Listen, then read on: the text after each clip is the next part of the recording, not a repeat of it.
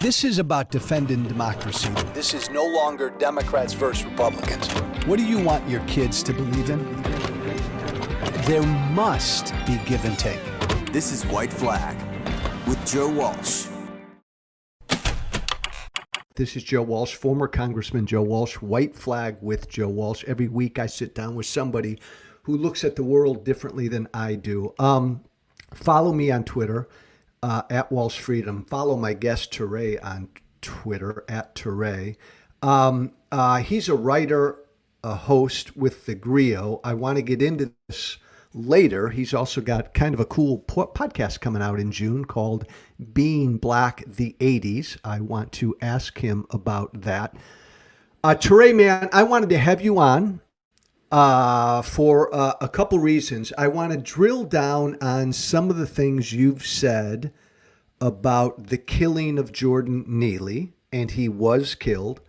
As typical of you, you've said some of the most thought-provoking stuff about this horrible incident that happened on that subway train.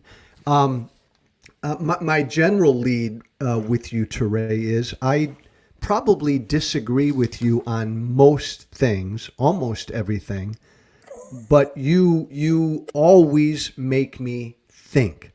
Everything you fucking say, everything you tweet makes me think. Well, And let's start with that, because your introduction of this story, you've already said, I think, 2 or 3 sentences about it. You still haven't mentioned the murderer. Hold on. I'm getting there. Daniel Penny is the one who's on trial. Yes, and we're getting there. So what I'm going to do is I'm going to put in front of us 4 points you've made since the incident that I want you to explain, and I want to go over with you. Point number 1, and you did it right there. This rush, man, right when it happened, the rush by the right, and it continues to call this guy a fucking hero, a good Samaritan. DeSantis said that the other day. The rush on the left by AOC and others, right out of the gate, my friend, to call him a murderer. You did that early. Penny murdered someone. I think the underlying problem, you tweeted the day of or the day after, the underlying problem is the Marine decided to murder someone. Let me just say this, and then the floor is yours, my friend. I think it was wrong, and I still think it's wrong for either side to label Daniel Penny, who killed Neely, wrong to call him a murderer or a hero before we knew any of the facts or evidence. Take over. Well, I mean, we know. Well, are you saying that because murder is a legal term? That's an important part, isn't it? Sure. I mean, like, we know Penny ended Neely's life, and without Penny's actions, Neely would probably still be alive. Okay, right? Can I stop you for 1 second? You're right in what you just said. When it happened, before we knew how Jordan Neely died, you and others called Penny a murderer. Then the coroner a few days later came out and said it was a homicide. He was killed. Right. But you know, and I know a lot of people don't, there's a big difference between he was killed and he was murdered. I mean, that's an important distinction. Well, the distinction is legal. Legal. All right. Yes. It does not. That distinction does not exist outside of a court of laws. Us talking as non-lawyers, kill and murder are used interchangeably, right? Just as you and I would use jail and prison interchangeably. But if you went to jail, you would know the difference between jail and prison. But Toure, as it affects Penny. But you, Joe, are already equating the right giving Penny $2.5 million. DeSantis, who has no reason to be talking about New York politics, calling him a hero, and me and AOC, who has pretty much jurisdiction in this area, right? It's not her exact district, but she's a New York congressperson. Yeah. So she's, we expect her to talk about New York Congress issues, New York issues. But um, Yes, those two things are not the same. I They're disagree. the right But go ahead. supporting Penny, and the left saying he's murdered somebody. That's not the same. And especially at a time when we were speaking as the left saying, how come he's ended this person's life and he hasn't been arrested or charged? That seems But wrong. But Toure, that's the beauty of what you just said. I agree. Look, and I think what the right has done is absolutely fucking despicable, calling this a guy a hero before we know the facts. But there is a difference between calling someone a murderer and saying that he killed Jordan Neely. And What's the Toure, difference? that's a big distinction because what's the difference? Daniel Penny's life depends upon it. When you call Daniel Penny a murderer the day after it happened, you did not know if he murdered. You didn't even know if he killed him. At that point, we didn't until the coroner came out. But we didn't know if when AOC said that, she didn't know that he was a murderer. That's a really important Are you making legal a term. distinction between killed and murdered? Oh, well, yeah, because for Daniel Penny, my friend, it's a huge fucking distinction. To be charged with murder or to be charged with manslaughter? That's I mean, I feel like we're wading into deep specifics and almost semantics. Penny is specifically and almost solely responsible for ending his life. Right now, whatever other word you want to put on it, that did he go out that day and say, I'm going to kill that person? Of course not. Did he go out and say, I'm going to kill somebody today? Of course not. But when a interaction began on the train, and we don't really know the full course of the interaction, right. somehow the other people, I would have thought the other people on the train would have already been interviewed and on the news and saying their piece by now, but they haven't for some reason. Maybe they're being investigated. I don't know. But the real thing here is that what we on the left are calling for is a full investigation and a trial. Yes. And life has been ended. You ended it. Let's go to court and talk about it. And Agreed. If you have a self-defense angle, we could talk about that. I don't believe you do. And I don't and Penny's initial impulse might have been good. Right? Why it needed to be physical, I don't know. I don't think it did. Right. But then continuing to chokehold him over a period of time. And we know there's a recording where someone's saying, you're going to kill him. It's been long enough. He has defecated himself. That means Agreed. he's losing control of his body. And Penny said, no. Now, Toure, I agree. I agree with all of that. And these facts and the evidence and everything on either side is going to come out in a trial. My only beef at this point, and this is just my first point with you, is right out of the gate, the right took Penny's side and called him a hero. The left took Neely's side and said he murdered Neely. Before we knew anything, I think calling him a murderer is a really, really important distinction because that is a major legal distinction. But just broadly speaking, Toure, the rush to form a determination on both sides right away when this happened before we knew the facts. Don't you find that bothersome just to rush out there on Twitter like all of us do? I mean, to me, the both sidesism of saying, well, both sides responded in X way is perhaps more problematic because I think we were continue saying, how is this person not arrested? Let's just have it. Let's have an investigation. Let's have a trial. Let's have an inquest. You can't just kill somebody and walk away. And the police not arresting him right away Agreed. I agree on that. triggered the notion that the justice system allows white people to kill problematic black people, and it's not a problem. And the right's celebration of Penny, knowing nothing about him Agreed. except that he was a A Marine Marine. who killed somebody, Thank you. right? That's all you know. They rush to support him. It really seems like because he's black, because he killed a black person, we want to support Okay. him. And I agree with that. Do you also find it problematic? I mean, within moments of us finding out about this, that the left also rushed to their place, or did only the right rush to a certain place? I mean, I'm not really sure about the left rushing to their place. I know that we immediately found out a flood of information about Jordan Neely, and that contributed to us saying, this is a complex person who exists within a system that does not respect the homeless and the mentally unwell, and Yeah. we need to, deal with that.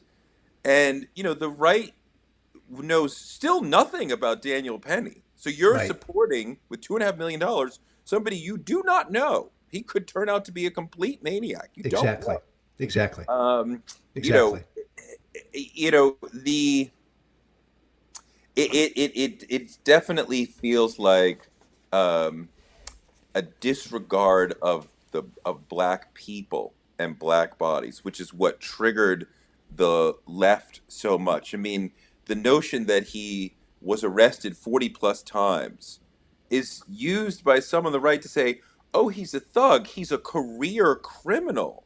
I'm like, he should have been in prison already. Like, no, most of these arrests are for fare evasion and disorderly Aha. conduct. He did do some violent things. Yes, he did. He's not a perfect victim, right? So Toure, this is why I fucking love you, because you make me think. That leads to my second point on this.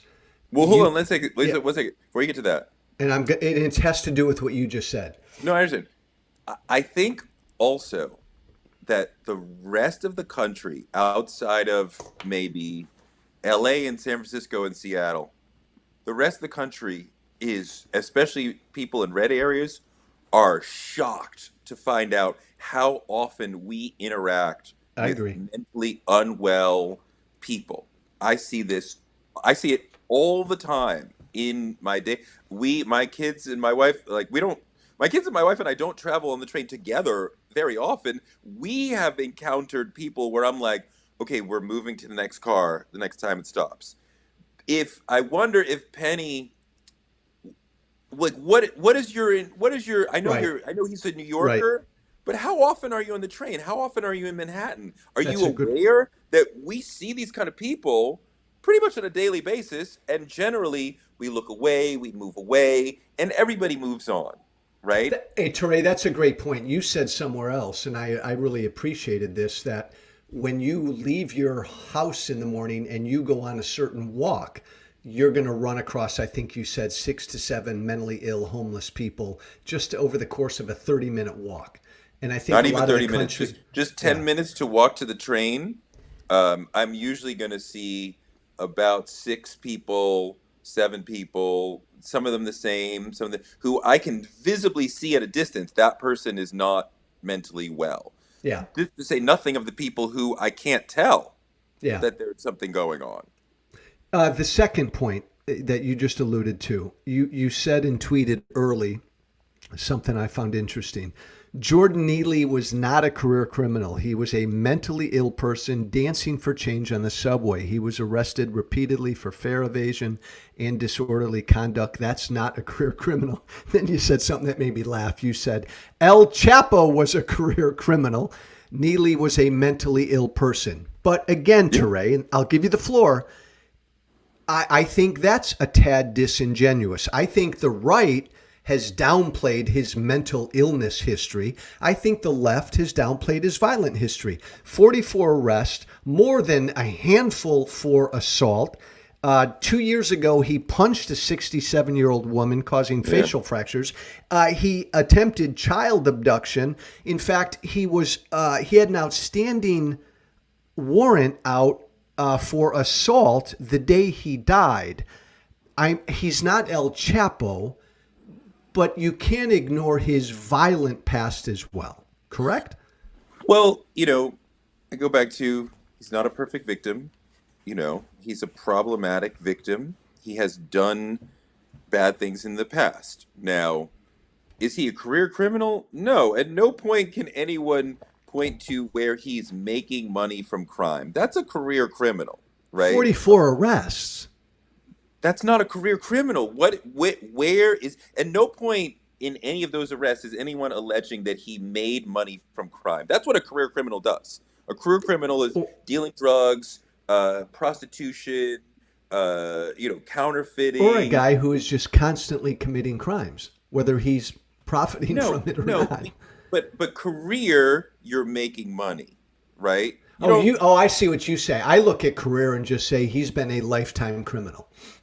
But the guy, the guy, again, that's interesting. Is mentally unwell, right? So, yes, he's been arrested many times. Again, many of them for fare evasion because he's broke and he can't get into the train, right? Disorderly conduct. What does that even mean?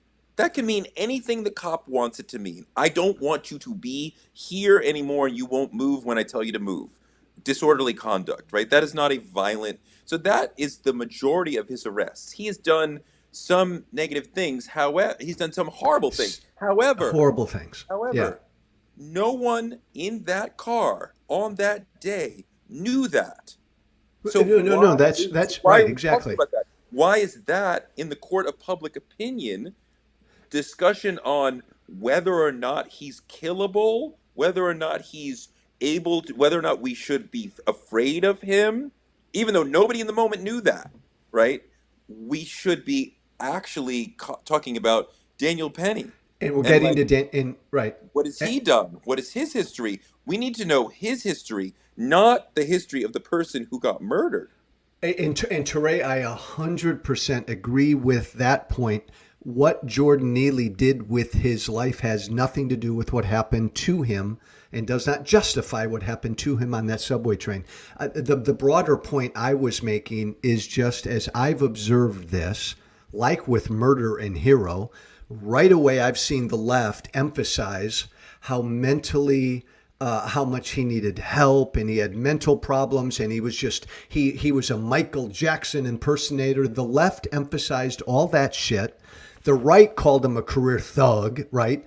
The answer was somewhere, again, in the middle. He'd been arrested 44 times, a number of times for assault.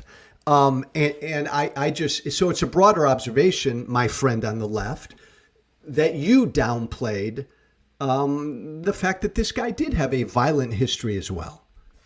I'm not downplaying it. When I met, I spent some time with Kamala Harris when she was the San Francisco district attorney, right? I got to know her because she's a friend. She's close friends with close friends of mine. And I remember talking to her, and I don't remember the context, but she said, the law is not here just to protect angels, right? You don't have to be a perfect person to merit the protection of the law. Exactly. Agreed. And this is what the conversation around Neely is pushing toward.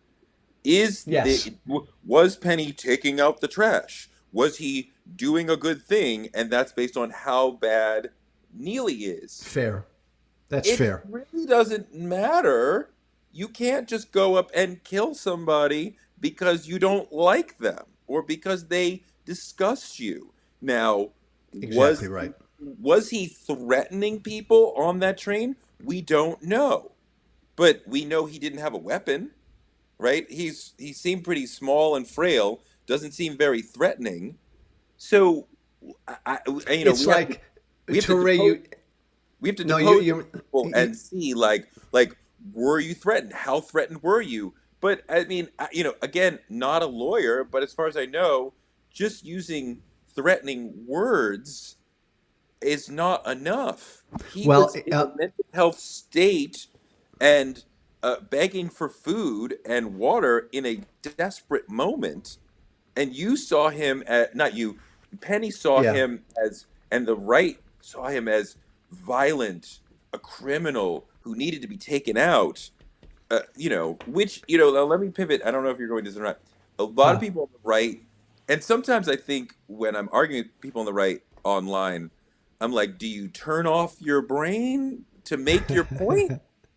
Because there's a lot of people saying, well, Toure said Daniel Penny shouldn't have killed Jordan Neely for the things that he said because he didn't have a weapon or anything. But then there's this other situation in Tampa where an older gentleman I saw that. Yeah. who turned out to be a convicted former child predator and Yeah. pornographer, right? So a truly horrific person. This turned out to be the guy in the neighborhood who, when boys specifically wanted to take the day off from school, they could go hang out at his house, and who knows what would happen, right? So this was a truly horrific person. He goes into a Dunkin' Donuts angry about whatever interaction had happened at the Yeah. drive-through Yeah. and demands to confront the manager. And the manager is a young black guy. The older man says the N-word, Yeah. right? And the manager is triggered and says, say it again, right? And, by say it again, it means don't say it again. The Right. man said it again, And then boom. and Corey Pulhos, the manager, punched him in the face. He fell back and hit his head and died. Now, this person had no idea that his punch would mean this man would fall over and concuss himself and die. It was not a 5 or 15 minute Okay. chokehold. Okay. However, You. the point is that this is not just any word, right? And people are coming at me saying it's just a word. It is not just any word. Stop. I'm stopping you because that is the very last issue I want to get into, what you said right there, because I find that fascinating, Toure. So hold that and save that. My only point with this is that when it comes to Neely, Jordan Neely, the left has emphasized the narrative. You're right about the narrative the right has emphasized. They want America to believe this is a thug, this is trash, he deserved to die, Penny's a hero. Agreed, and that is absolutely despicable, Toure. I'm with you on that. Because when you look at the facts, all we know are Neely was acting erratically, Penny tackled him, put him in a chokehold, two others helped put Neely down, Penny's chokehold killed him. Right. Period. Right. And a trial then will dig into all of this. But outside of those facts, there's so much noise out there, I would say, on all sides. You said, Toure, point number 3. I find this interesting. And you're a New Yorker. Yeah. If the issue, you said, is not what do we do when the mentally ill are in public spaces. The issue is we don't need civilian vigilantes. Yeah. I.e., the problem isn't, and again, you said somewhere else, the problem isn't, oh my God, the mentally ill homeless are so troublesome. No, the problem is vigilanteism. Yeah. Explain that, because to me, the problem can be both. And sometimes vigilanteism is warranted. I think you'd even agree with that. But explain what you mean by that. What's your beef with vigilanteism? I mean, are you really comfortable with any person going in, handling any other person in a violent way because they think I need to step in here in a country where we have, what is it? How many millions of guns do we have in this country? And you really want to encourage people, if you see something that you don't like, I surely don't deputize all the men in the world, in America, to just step up anytime you see. My God, you could completely misread the situation, as Penny did, come in with violence, make it far worse. I mean, I think we have too much police violence and threat and intimidation, and escalating situations. I certainly don't need citizens deciding that they're going to do that. So to answer that, Toure, and we don't know if that's the case with Penny, and it probably isn't the notion that this was justified vigilanteism.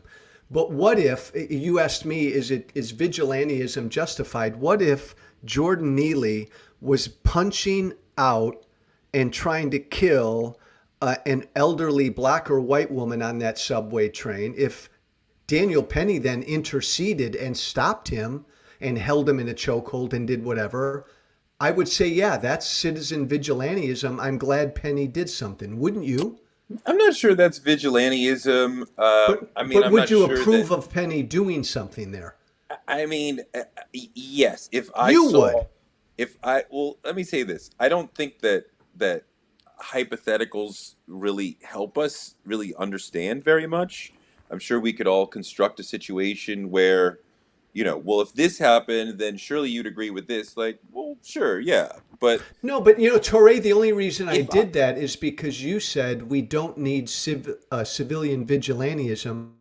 And my only response to that would be it depends upon the situation. That's all. I mean, if I saw uh, two people getting into a fist fight, or that the scenario you draw is not two people; it's one person beating up another person. Of course, I would uh, feel compelled to do something, right? And like this must be stopped. Um, but the conversation around Neely, because of the right, has been, and the left has contributed to this as well, has been about what do we do about mentally unwell people, and when they are out in public spaces, the train, the streets, whatever, what do we do about that? And even the left has contributed in saying, we need to have more services for them, and we do. And the right seems to be like, well, let's push them out of the way and we can kill them if we need to. But you know that's not really what's going on here. The problem is, and that is an ongoing problem in America's big Right. cities, right? And that's before this. I mean, a lot of people who don't live in New York don't understand that the mentally unwell and homeless on the subways has been a major priority for our mayor Eric Adams over the last year and a half, and there Yeah. is a much larger police presence on platforms and on trains than we saw 2, 3, 4 years ago, because there was a period over this past winter, and I think the winter before, where there was many times when you get on a train and half of the car is completely cleared out and everybody's on one half of the car, and you're like, why are all these things empty? Oh, there's a guy on the edge. He looks horrific, Yeah. and it's super smelly. He's Yeah. sleeping. He's whatever, and like nobody wants to be near him. Like, and that has decreased because of the Eric Adams is. But the real conversation here is about a person taking it into his own hands and being violent toward another person because he did not like what that person was doing. And we could make up a scenario where, well, if that person was doing X, then surely it would be okay. Okay, but what if the person was only doing this?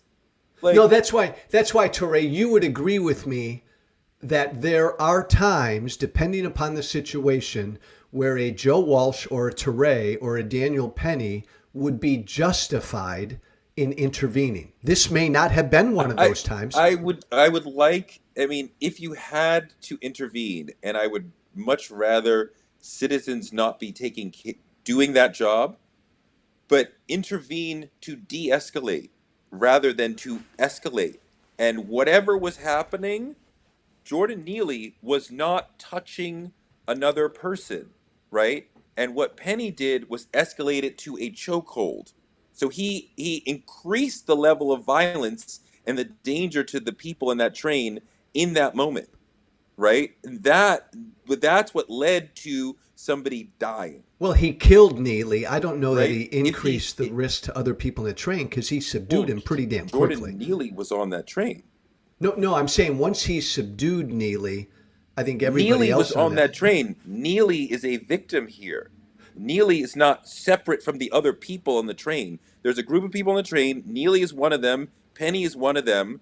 If Penny had done nothing, the doors probably would have opened and people would have got off and we Well, would never hear now, about it. okay, But okay. Penny escalated the situation. Now, Joe, we could also talk about like We don't know are though, are there respectfully. are there ways to handle the situation without escalating the violence?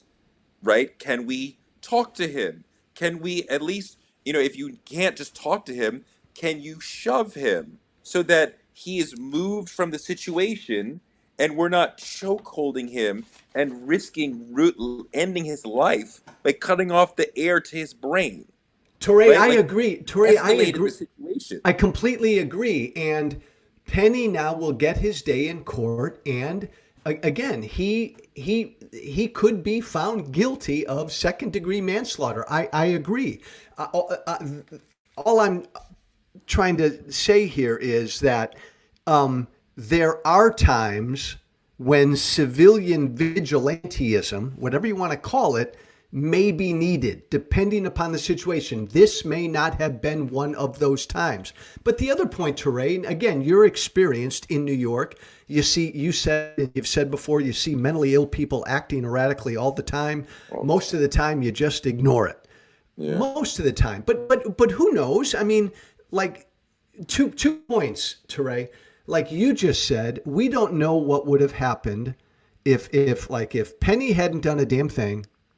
The car would have kept going. Next stop, everybody gets off. Everything would have been hunky dory. Again, it doesn't justify what Penny did, but we don't know that. We don't know if Jordan Neely then would have gotten really pissed off and gotten physical with somebody. We don't know. In Toure, how do you know? And I'm asking you this question because you're more experienced than I am in, say, a big city like New York. You don't always know if a violent person on a subway car is mentally ill, do you? You don't always know that. No, I don't always know that, but I mean all of the times when I have felt unsafe on the subway, be Yeah. it alone or with my family, I know that the person that I was thinking about and worried about was mentally unwell.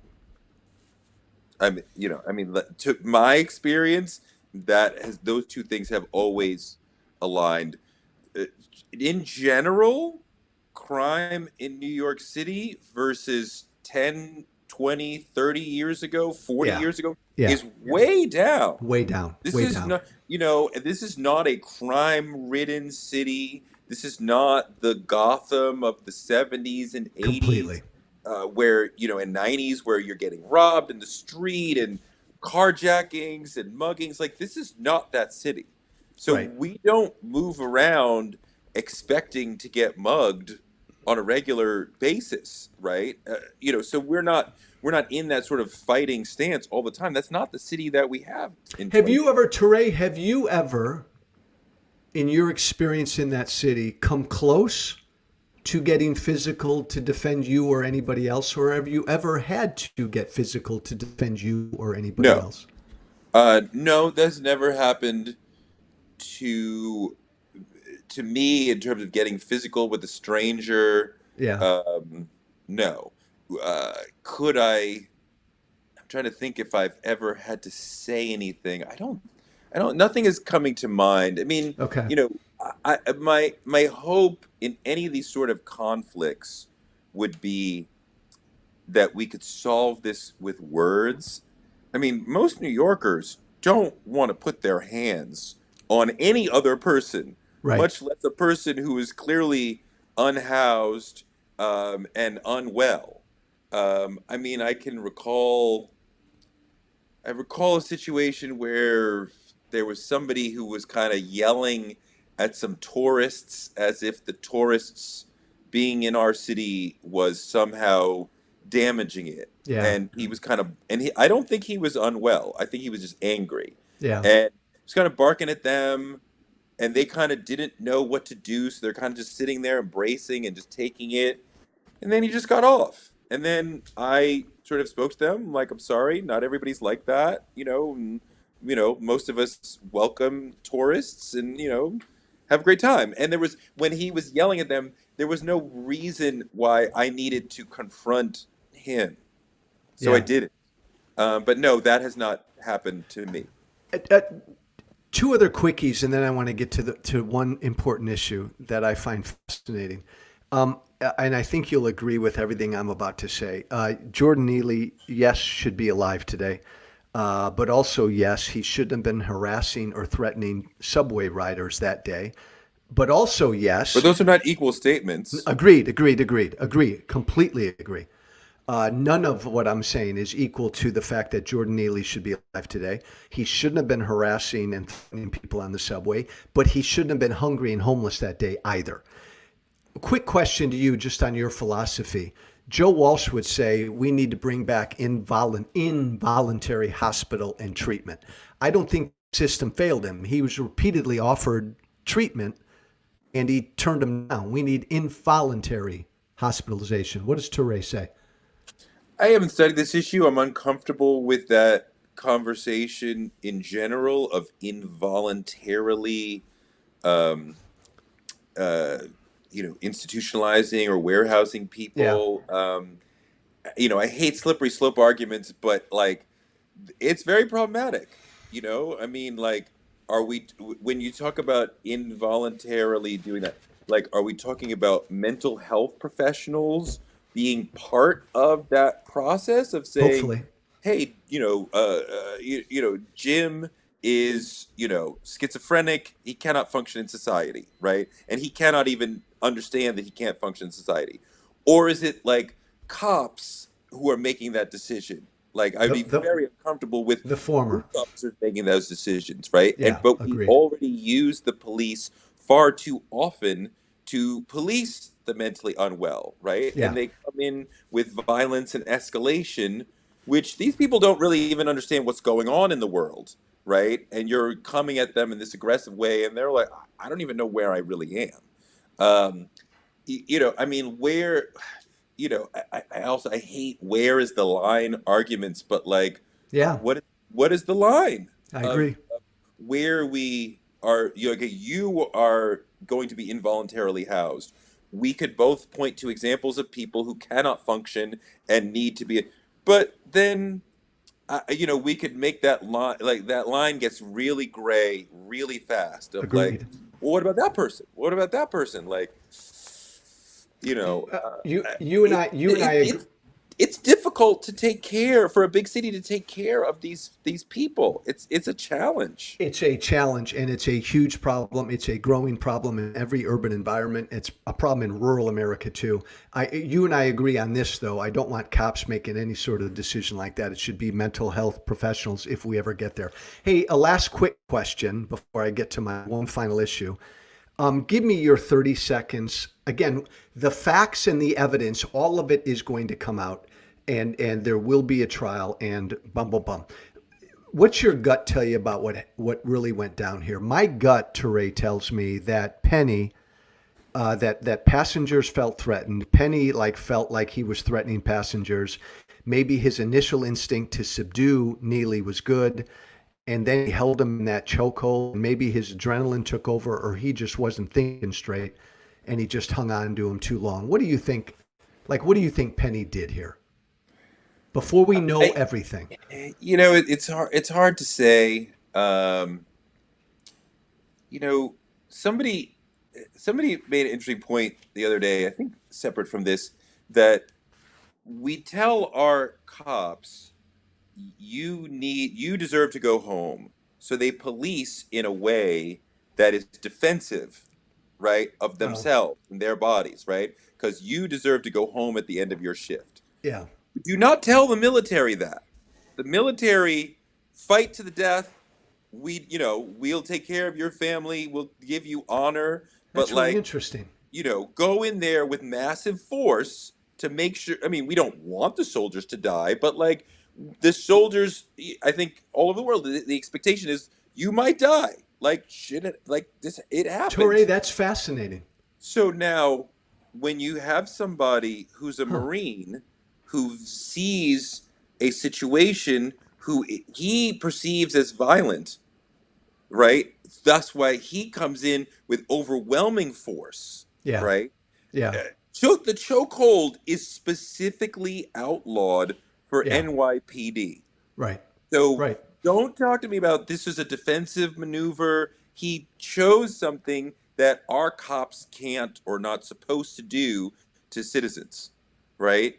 So I would want, and this is That's not to interesting. indict the military. Obviously, we all have respect for our veterans and thank them for their service and these sorts of things. Um, but you know, is he coming into the situation with some PTSD, with some Marine training, with some military expectations that All the fair. average people are not even thinking about because he's had some experience and some training that we know nothing about.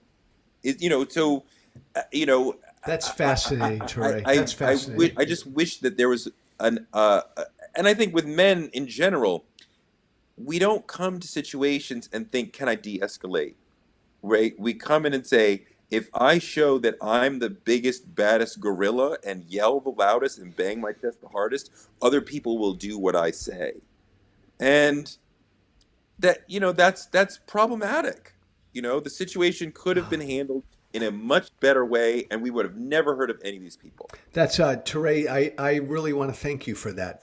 I appreciate that. I have not heard that interesting, nuanced take. That's really interesting.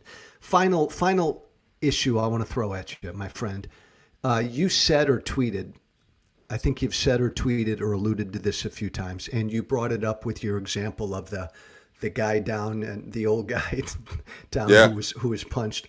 You said the N word is a violent threat when yeah, used by non-black people. yeah. It is usually followed by physical violence and murder. Black people are entitled to self-defense just like everyone else. Again, I appreciate you saying that, but my question is, are you saying that, and let's take your example, the guy who repeatedly called the block, was it a Blockbuster manager who the Dunkin' Donuts. Dunkin' Donuts manager, the old guy who called him the N word, and the guy said, say it again, and he said it again, and then the young black manager punched him. Are you saying the young black manager is justified for punching him because the old fart said the N word?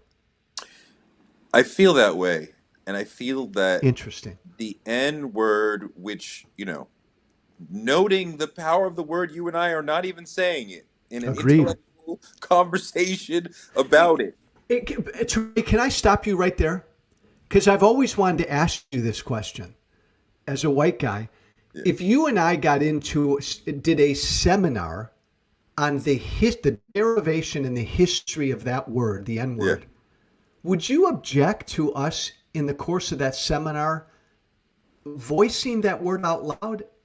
Okay, so I may be in the minority of like there may be black people listening who may disagree, but I would in an intellectual sort of classroom academic context, absolutely. We shouldn't be unable to say it as if we are talking about this word in history. Now, perhaps I would then encounter black students who would say it is so triggering to me to hear it come out of a white mouth, even in an Yeah. academic intellectual context, that it's unable for me to continue in the conversation because maybe I'll feel that, maybe they'll say that, and I'll say, okay, now I see a further layer of this. But like I taught a class at NYU once, and part of the class, one of the sessions was a discussion of the work of Richard Pryor.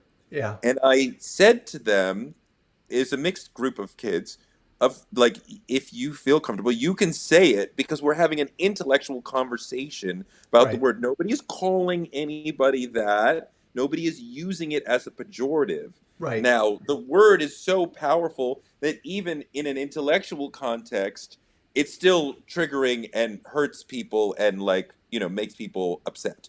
So So even if, like, you and I are talking about the word right now, would you be offended if I, as we talked about the word, I used the word? I I I, I would not. If you were Okay. saying to me, I understand the history of the word nigger in America. It has been a very problematic, the worst word in English, right? Like, I don't, and a lot of people may disagree with me, right? And people who are interacting with students, especially black and brown students, may say, well, if you talk to like the current Zoomers, Yeah. they're like, we can't, or millennials, like, we can't do it. Like, I Well, I'll tell you what. You just said it, Teray. I'll tell you what. In this conversation, when this comes out next week, if I said it, I guarantee Joe Walsh would get in trouble for saying it, just as you did, as we talked about the word. I never told you this. 7 years ago, when I was on conservative talk radio, it's these people came out, a bunch of lefties in Washington. They wanted to change the name Washington Redskins. This was like 8 or 9 years ago, and they said Redskins was the new N word. And I thought that's bullshit. I went on the radio that night to Ray on my radio show and I said, Redskin, Redskin, Redskin. Look it. I can say the word Redskin, I'm fine. And then I said the N-word out loud repeatedly, and I got bumped and I got kicked off the radio. So my whole point was Redskins is not the N-word because I got in trouble for saying it. yeah, I mean, not other people listening to this may disagree with me as I'm saying. Well, you're Let's in the enter into. minority among black people, wouldn't you, on I, this? yes, I think many other black people would say, no, don't use it in any context ever, ever, ever. And I respect that. You know, as I've said, I think when we go into talking about an academic context, Yeah. where, historical context, I think that we should be able to, but I understand the deep emotion. But like, when somebody says that word to you In a pejorative, in ugly a manner. pejorative Yeah. way, it is, you are. I mean, look, at this point, as a white person, and the point I was making with that, if you do that, you are risking your life. I am not going to be violent towards you because I'm not a violent person. We will have a stern conversation, but I'm just not a violent person. But you don't know which black or brown person will say, "Oh, hell no." And I saw a video. There's a bunch of videos floating online of white people saying it and a black person punching them. I saw one of them. They were in a 7-Eleven type situation, and the guy had a southern accent.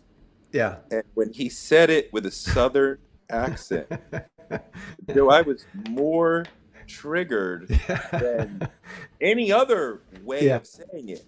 Yeah. And when the brother knocked him out cold, I was like, yeah. Yeah, baby. Like, you should know, if you say that, you are risking it. And I do not see, I I think it is in bad faith to say that I am being hypocritical by saying that situation is completely different than what happened in New York. Completely and exactly again that's a horrible attack and I agree with your point that when you a white person when you say that to a black person in a pejorative manner you are risking violence but you're not claiming it's self-defense. Like if a white person hits a black person, punches a black person, the black person can punch back. That's self-defense. I If a mean, white person calls a black person the N-word, legally that's not self-defense to punch him back, is it? Because of well, a word? you threw in legally. We can get to that. I'm not a lawyer, but we can get to that. But if you feel comfortable to degrade me with the worst word in English, then you are saying I have no care or respect for you or your humanity. So anything else is coming next, right? But is it justified? Because if you then attack me physically, you're going to be in trouble. Well, I would say yes. And what happened in Florida, young Corey Pullholes, he was sent home. He got a short house arrest. The DA said yes, he did it, but because of the context, specifically stating be using the victim using the N word. Wow, Because of Toure. that, I am sending you home. I'm not sending you to prison for this. So you know what? So as crazy as Florida is, Florida said, This was in you know Florida. what? You know what? I'm gonna let you slide on that. Toure, I so respect your opinion, but I find that so damn troubling that a word and again, Not I just a word, understand. though. But Toure, I understand that, but it is a word that a word can justify physical harm. A word. Boy, I find that to be dangerous, my friend. You're reducing the N word to just a word. Well, but I know It's you're a not just jerk. a I knew word. you'd say that. But Toure, But I it's know much it's more than the word. And this is the conversation that we've had online. Of like, he yeah. just said a word. If that's where you want to take that, then I don't know where further we can talk about this issue, because it's not just a word. Well, I know Toure. And when you I know use it, it's it's fast. not just a word. If you wanted just a word, you could say dumb, you could say stupid, you could say any number of things. You pull that out of your vocabulary. Oh, okay. Like Okay. you have no But respect for me. You're willing to kill me. no. I have all the respect in the world for you, and I Not have you, but if no, you right. say that word, then you've shown me I don't care about you. I agreed in our lexicon that word stands alone, but it is still at the end of the day a word. And oh my God, again with different perspective. But then to justify violence, imagine I'm a Jew and you call me what, or I'm a Latino and you call me what. That I think justifies that me. I don't think that I'll give you the any, final word. I don't think that any other group in America can say that there is a word that is equivalent. We all know what the pejorative for Jewish people is. That it's horrible. I don't think in American history and in American English it it reaches the same level as the N word. And after that, there's nothing even close. But then There's you know what you're nothing that doing, you could say Torre? to Latino people. There's nothing I could say to you.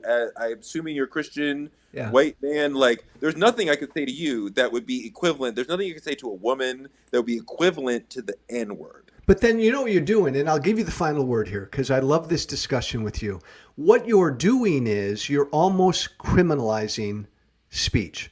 Like you're almost, Ture, maybe you want this. Maybe you want that word, the N word, to be a crime to say in a pejorative manner. Because Um, if I punch you, Ture, and you punch me back, I committed a crime by punching you. So it is self-defense what you did punching me back. If I called you the N-word, you dirty N-word, and you punched me back, in a way you want to criminalize that I word. mean, you're a lawyer, right? No. You're not. Okay, okay. Because as I've said, I'm not a lawyer, and when we stray, this conversation strays into more legalese. I'm like, I'm not for a second pretending that I'm a lawyer. You know, when you talk about criminalization, now we're talking about legislation. I don't know. I don't know. I So know interesting. that that word stands alone in the English language for its power, its history, its ability to hurt, its ability to shock, its ability to say, I have no respect for you as a human being. There's no word like it. And look, whether or not I justify what happened is really just academic. That's just one person's idea, right? What the listeners should take away from this is if you use it to a black person Watch as a out. pejorative, Watch out. you might die. And I'm not going to kill you. I'm not the one. That's not how I get down. But you are gambling with your life, that you don't know what that person has gone through that day, what they've gone through that year, how they feel about life or whatever. They might knock you out before the word even is fully off your lips. It could happen. And people should be aware that you are risking your life when you make that choice. Agree. I completely agree with that. As we close, it's just getting into that it's justified self-defense because you were called that. I have a problem with that. Let's close with this.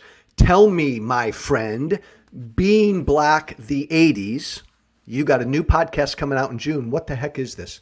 I do. I've been trying to build this for years, and I'm really excited. The Griot has given me the space and the energy and the wherewithal to make this come to life. I'm talking about in Being Black the 80s. It's a documentary sort of podcast, and I'm talking about big political issues for Black America from the 80s through the sort of lens of the popular songs. So we can talk about the crack epidemic, but going through the lens of the De La Soul song about having a brother who's a crackhead. We can talk about mass incarceration, but going through a Public Enemy song about mass incarceration. Stevie Wonder's Happy Birthday was really part of the effort to get the King birthday made into a holiday. Oh, wow. Right. So Coretta Scott King basically asked him, like, will you make a song so that we can, because Coretta had been working for decades to try to make the birthday into a holiday. So we talked to Coretta and Dr. King's daughter, Bernice, and her biographer about the work that Coretta did over decades to try to make. So the song lets us get into the history and even, the public response. Ronald Reagan did not celebrate the first Dr. King holiday. He went to a golf club that was segregated. And it's interesting when Sam Donaldson, the famous ABC News reporter, asked him, I remember this. Was is King a communist? I believe was the question, right? If memory serves. Yeah. And Reagan said, "We'll find out in 20 years." Yeah. Right. So when the documents become available to everybody, but instead of saying no in some way, he's basically leaving the door open of like, yeah, maybe, who knows, right? Which the right can interpret in their way, the left can take in their way. Instead of defending this person or standing up for this person who just got a holiday, right? So we're talking about all these sorts of issues. There's lots of voices and lots of sound design. It's a documentary show. How many episodes? We did 8 episodes. All of them will be available on June 1st. And I'm working now on Being Black the 70s, doing the same thing with the 70s. Our music, and then we're gonna do one on the 90s. Awesome, Toure, that's really cool. I can't wait. June 1st coming out. Being Black the 80s. 8 episodes. That sounds fantastic. Toure, follow him on Twitter at Toure. Toure, my brother, thank you. Thank you, Joe. Thank you for listening.